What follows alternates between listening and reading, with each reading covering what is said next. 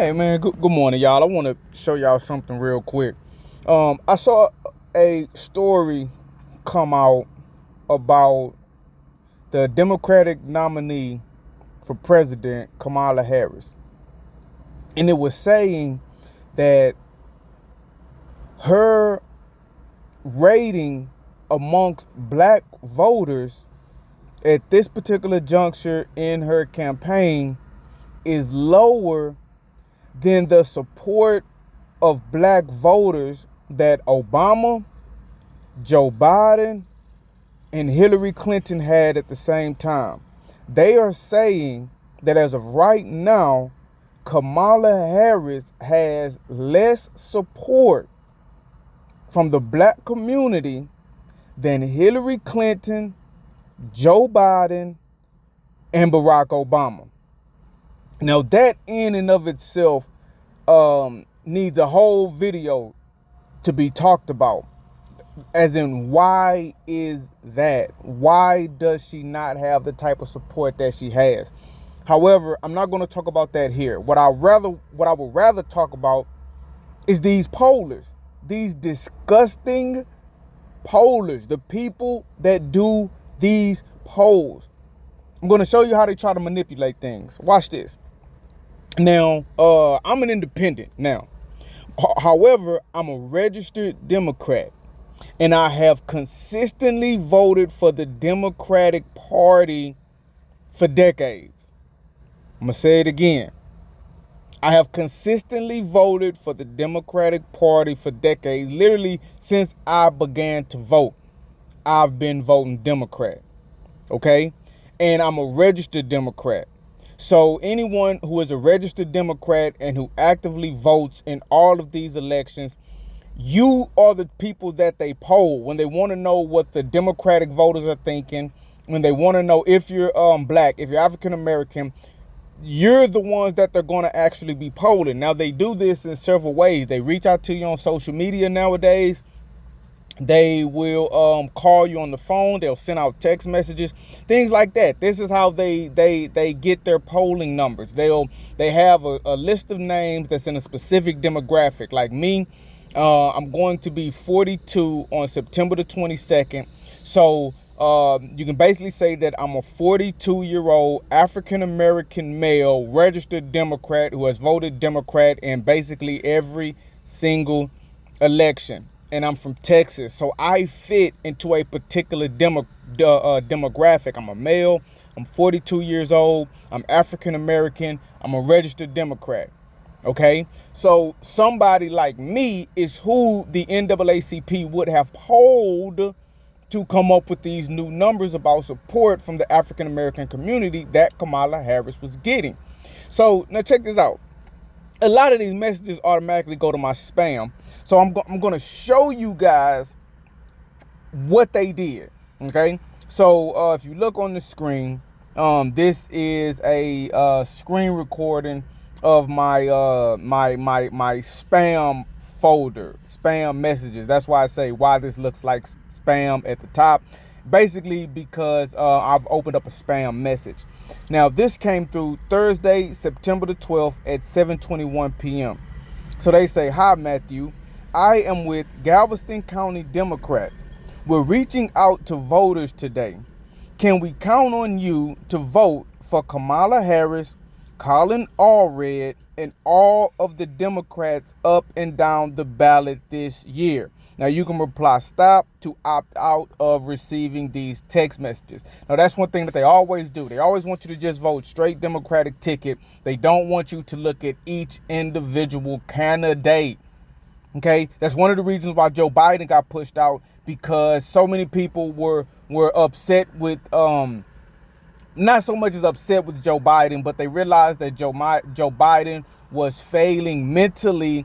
And the majority of people was like, hey, I can't vote for Joe Biden. It appears that he has dementia. He can't run this country. Most people vote like straight Democratic ticket. So if the head of the Democratic ticket, the president, if nobody wants to vote for them, then the people that's also on the Democratic ticket people are not going to be voting for them either. So the other people on the ticket, that's why they were coming out saying, hey, Joe Biden is hurting my chances in the election. Now, we have to do something. We have to get Joe Biden off the ticket or he's going to make all of us lose. Why? Because most people vote straight Democratic ticket. So if the headliner on the Democratic ticket loses all of their support, the Democrats all on the ticket are going to suffer badly. So look. So I don't really respond to it until Friday at 3:39 p.m. Why? Because this was in my spam folder. I didn't even really look at it. But when I looked at it, I read it, and this is how I respond.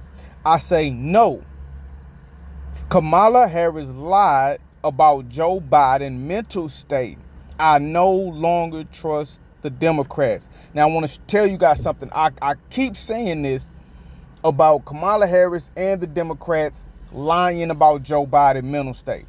Now, the kicker to that is Joe Biden is we all know now that he's suffering mentally. He's on the mental decline, possibly has dementia. Okay, he's unfit to run the country. Now, when the American people found that out, everyone in mass started saying, hey, man, this dude don't need to be the president. He shouldn't be running for another 4 years. That's crazy. Look at his mental state. We all were intelligent enough to say, hey, this is elder abuse at this point. This guy can't be president for another 4 years. That's crazy. We all understood that it was crazy to expect Joe Biden, with his declining mental state, to become the president of the United States for another 4 years.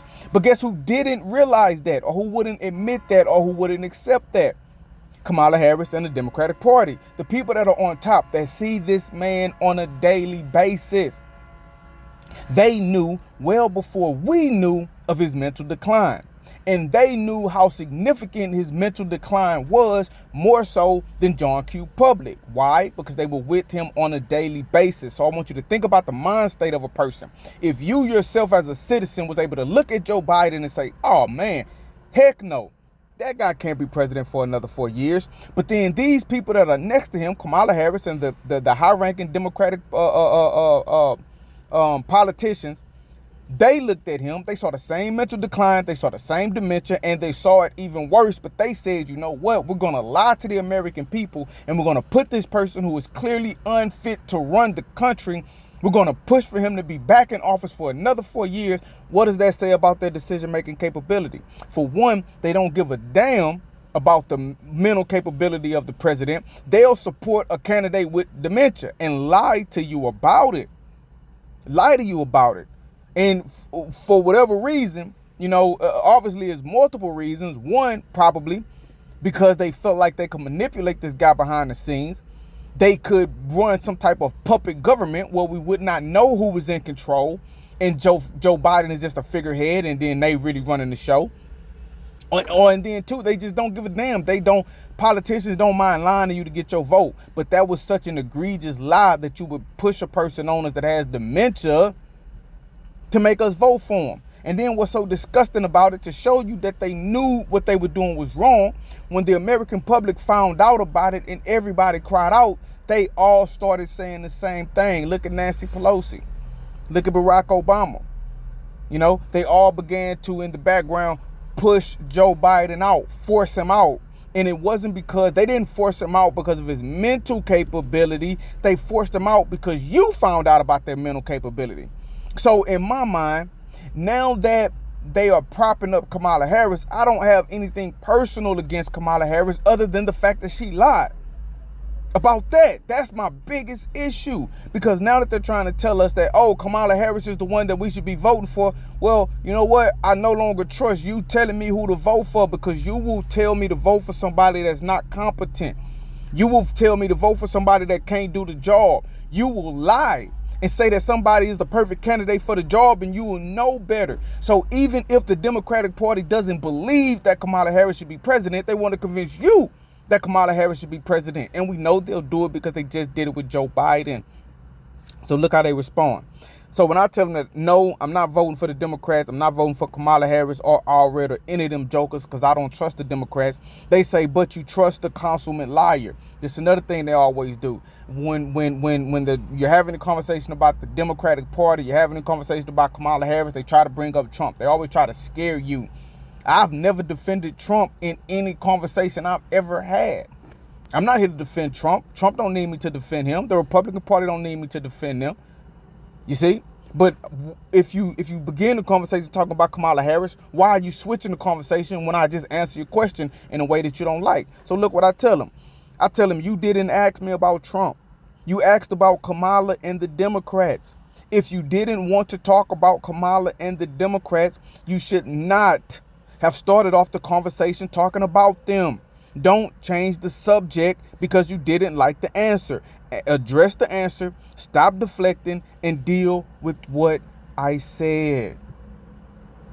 You see, don't message me out the blue for some poll and asking me if I'm going to vote for Kamala Harris and the Democrats. And when I tell you no, you support the consummate liar, you support Trump. I can support nobody.